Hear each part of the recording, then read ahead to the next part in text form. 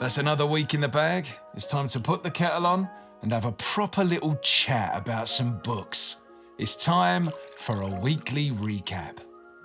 Hey everyone, I hope you had a good week and that you're reading some good books. My reading week has been good. In this video, I'm going to tell you what I'm currently reading, what I recently finished, and what I'm looking forward to reading. I'll also tell you about the book battles that we've had on the Discord. It's a little game that we like to play on there. I usually talk about what movies I've watched this week as well, but I actually didn't watch any movies this week because, you know, I'm double busy, man. I'm double busy. Got time for movies and fun?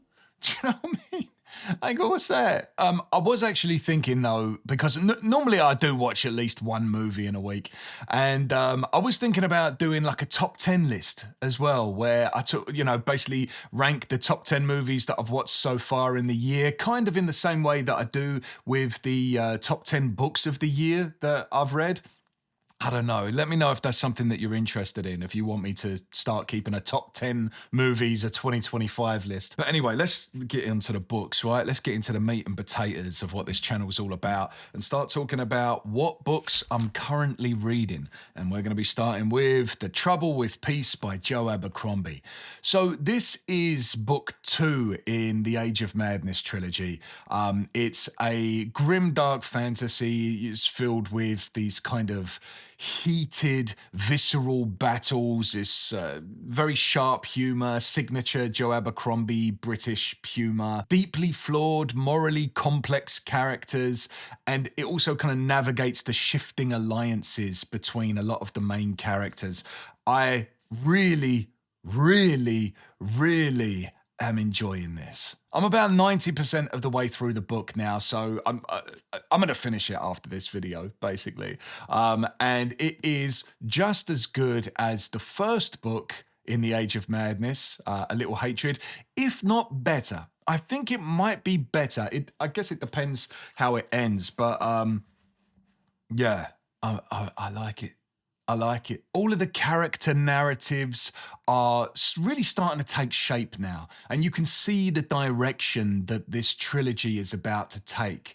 And I feel like every time I talk about a Joe Abercrombie book, like you can see my little shelf here of Joe Abercrombie books up here.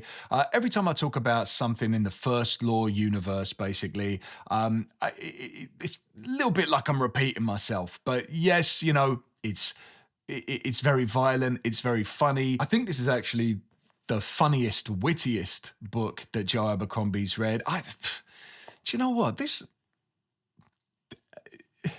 I struggle to say this, especially when I'm in the middle of reading the book or just about to finish reading the book. This has the potential to be one of the best books that I've read. Yeah. I'll just leave it at that. One of the best books that I've read. It's so good, man. It's so good. If you like grimdark fantasy or just like fantasy in general, I think you should pick this up. Obviously, you have to read all of the preceding books, right? Don't just jump into this one.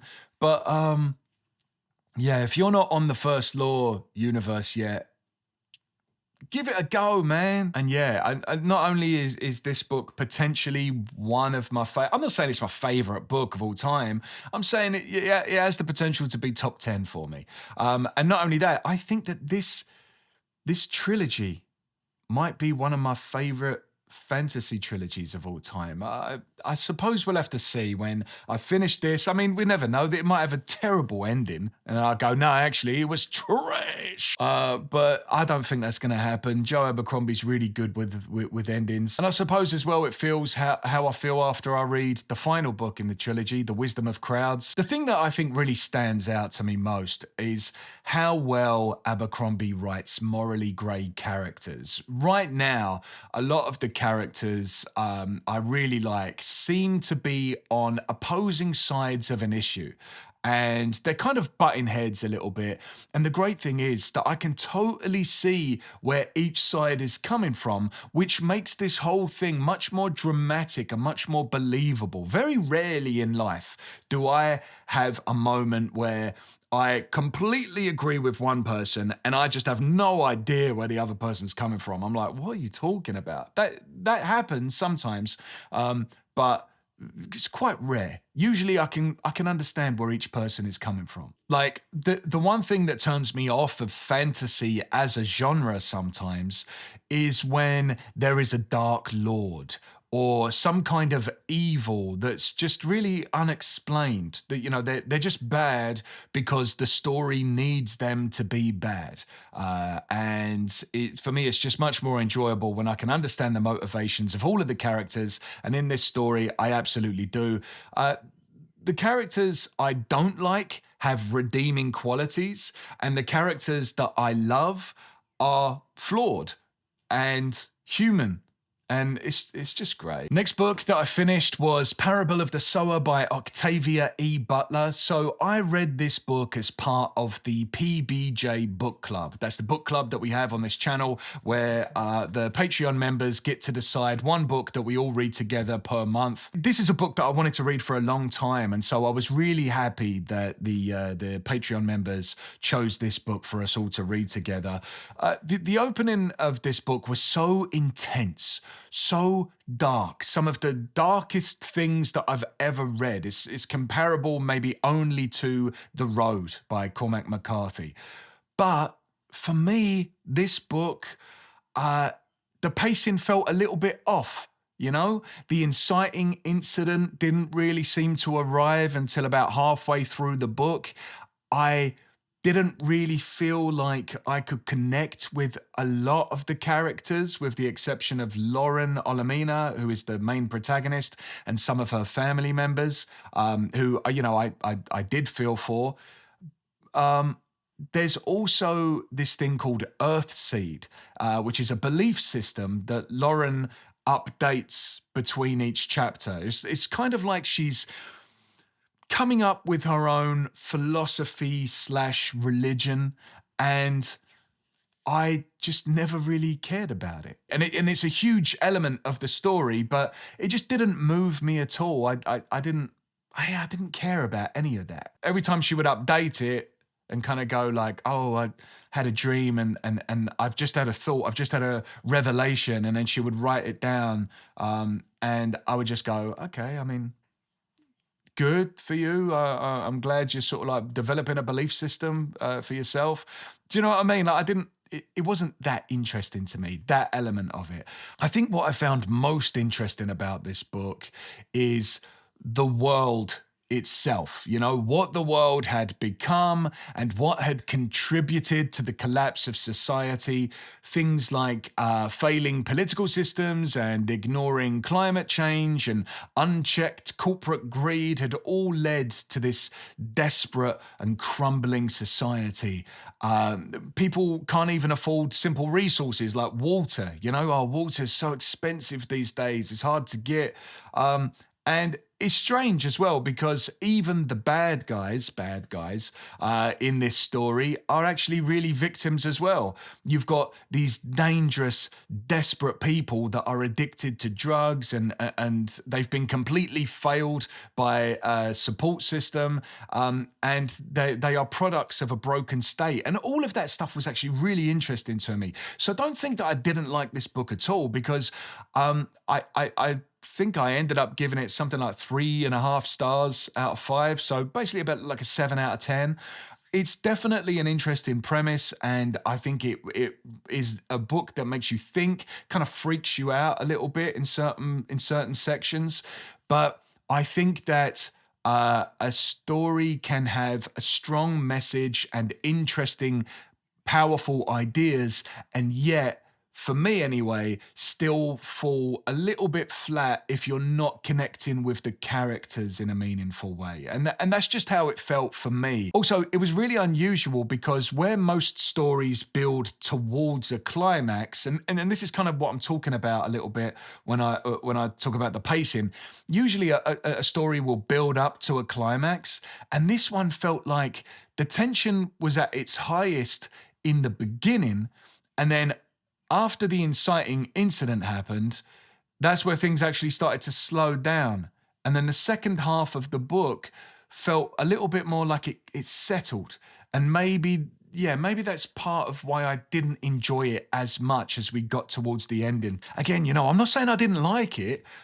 And also, after having our Friday discussion where, everyone talks about the section of the book that we just read, a couple of people said it was a 5-star read. They absolutely loved it. So it's a very well-known book for a reason. A lot of people absolutely love this book. It's, for a lot of people, their favorite book. So I think me thinking that it's like a 3.5 stars, obviously, as always, with anything that I talk about, it's just my opinion and just my feelings on the book.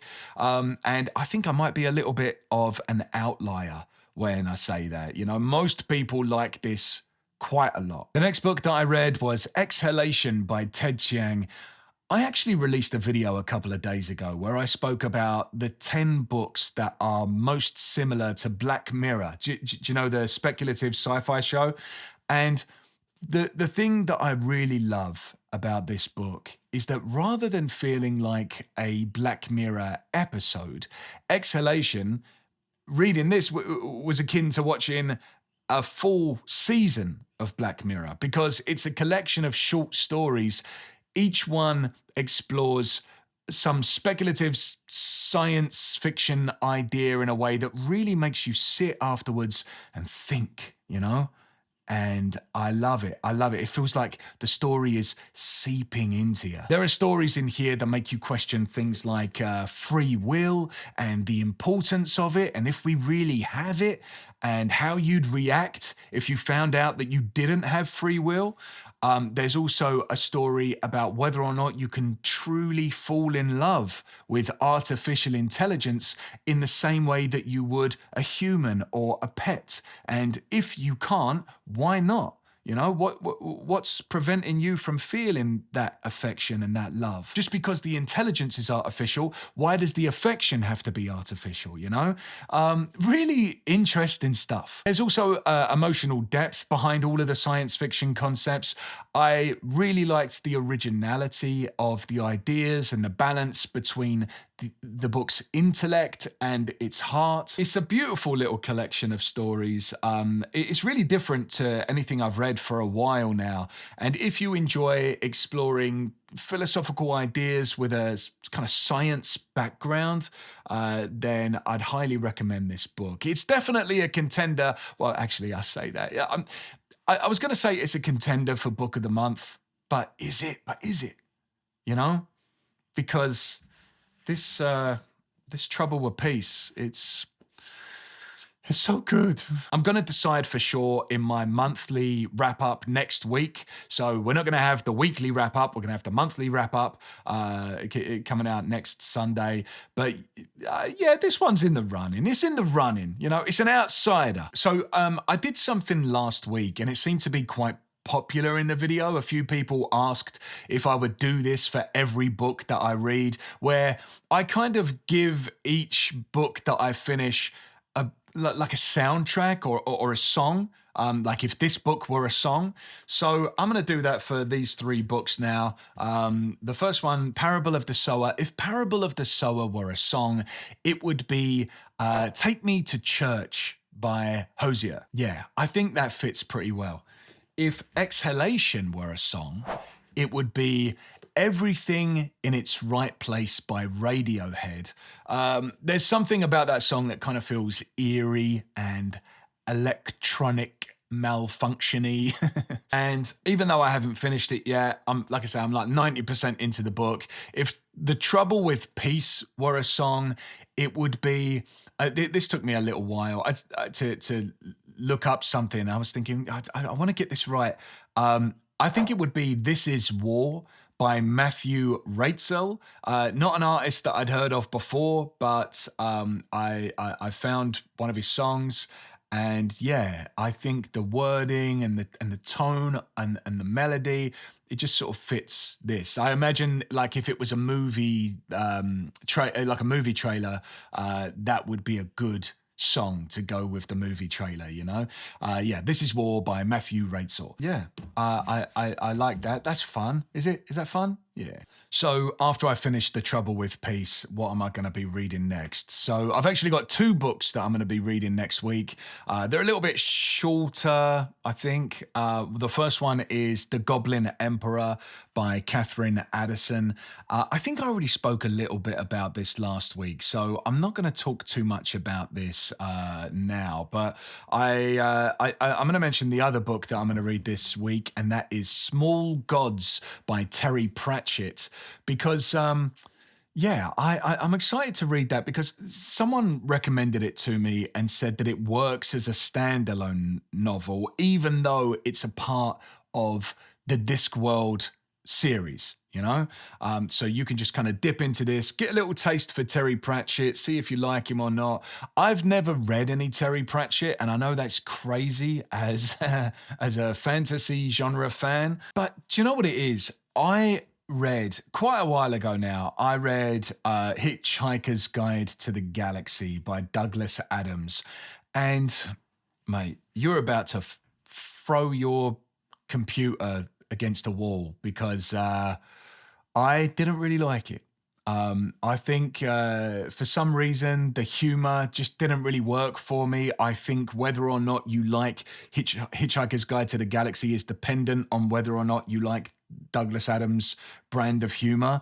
Yeah, it just didn't work for me. And I've always sort of tied Terry Pratchett and Douglas Adams together. I don't know if that's fair or not. Like, don't get me wrong, it's not like I'm mistaken for one another or they're books for one another or anything like that. It's just that in my mind, they're connected. I feel like people who like Douglas Adams often also like Terry Pratchett.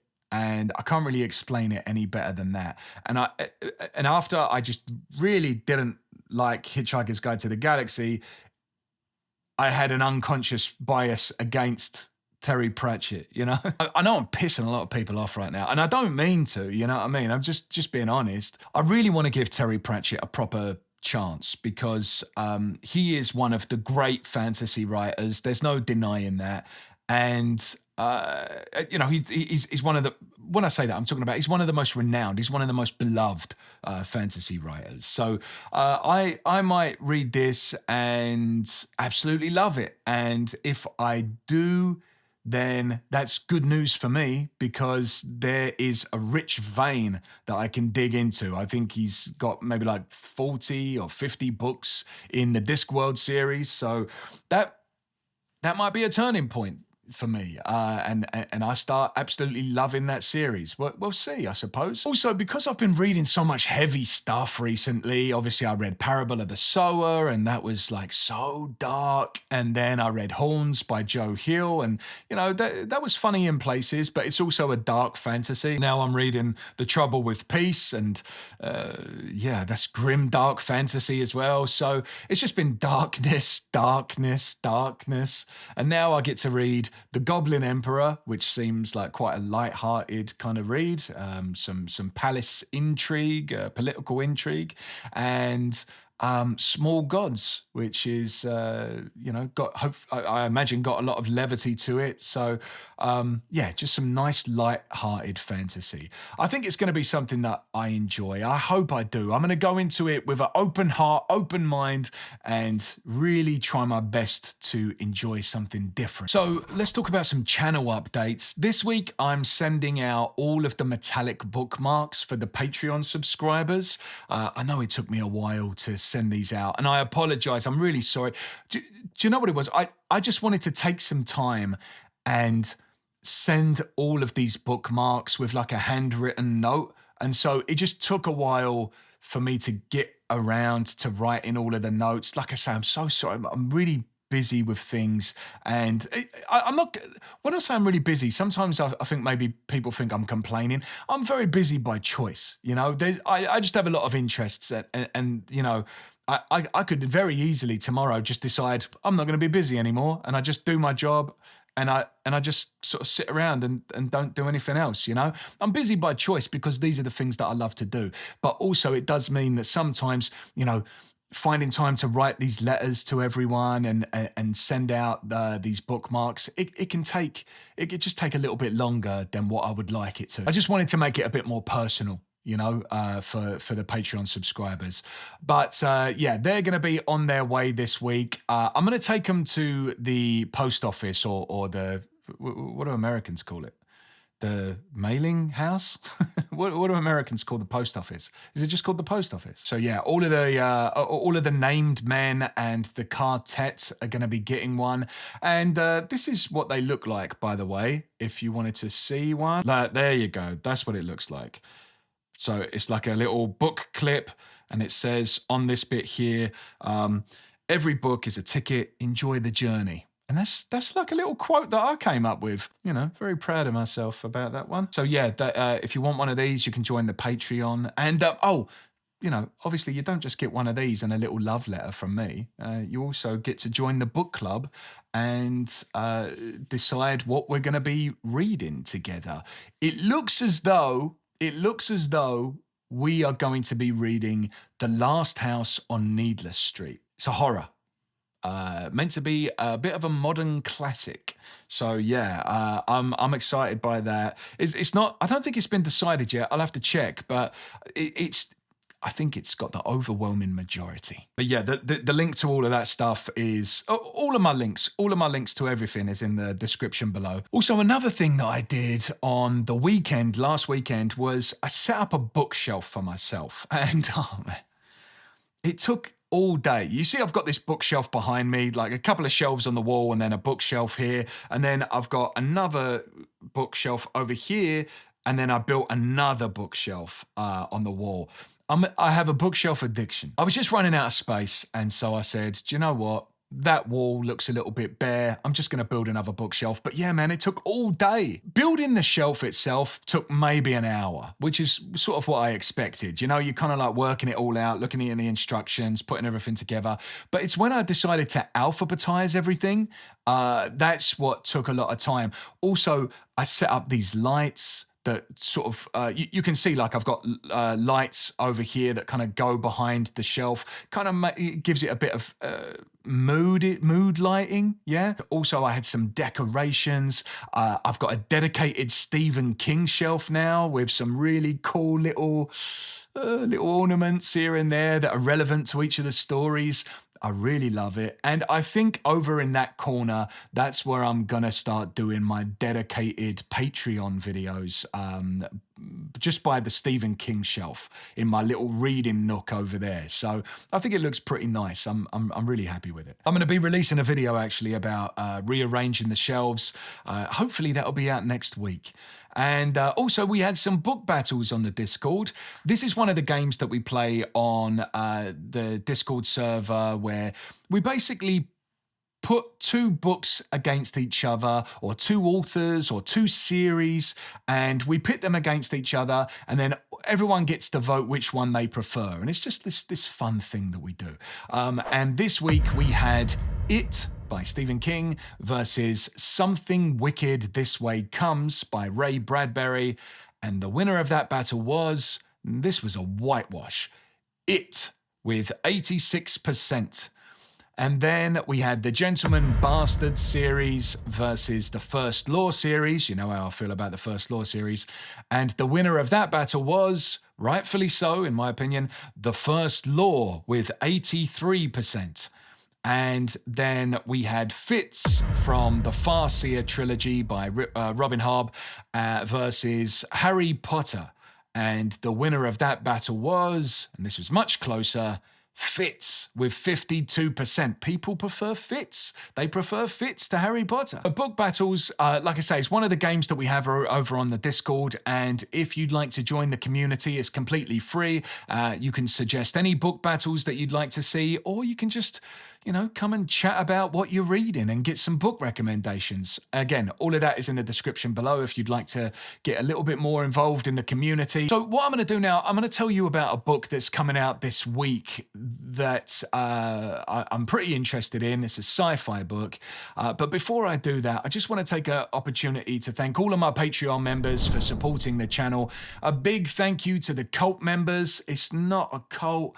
Anyone that's saying it's a cult, just check your privilege, man. Please check your privilege. I also want to say a thank you to the named men and an extra special thank you to the quartet. In every video, I like to give a member of the quartet a random compliment. Today, I'd like to tell Michael Masiello that, come over here, Michael. I just want to tell you something, man.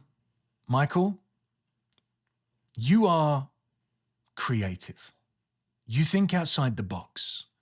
You're also streetwise, and you have common sense. And these days, that ain't that common, boy. Okay, so let's talk about the book that I'm most interested in that's coming out next week, and that is When the Moon Hits Your Eye by John Scalzi. So I'm just going to read the synopsis of this book. One day soon, suddenly and without explanation, the moon as we know it is replaced with an orb of cheese with the exact same mass. Through the length of an entire lunar cycle, from new moon to a spectacular and possibly final solar eclipse, we follow multiple characters, school kids and scientists, billionaires and workers, preachers and politicians, as they confront the strange new world they live in and the absurd, impossible moon that now hangs above all their lives. That sounds pretty interesting to me. I think that sounds like a fun premise. And now it's time for the big question of the week. What is a book that you loved, but for whatever reason, you would hesitate to recommend to others, and why? Thanks so much for watching this video. I really appreciate it. And as always, happy reading.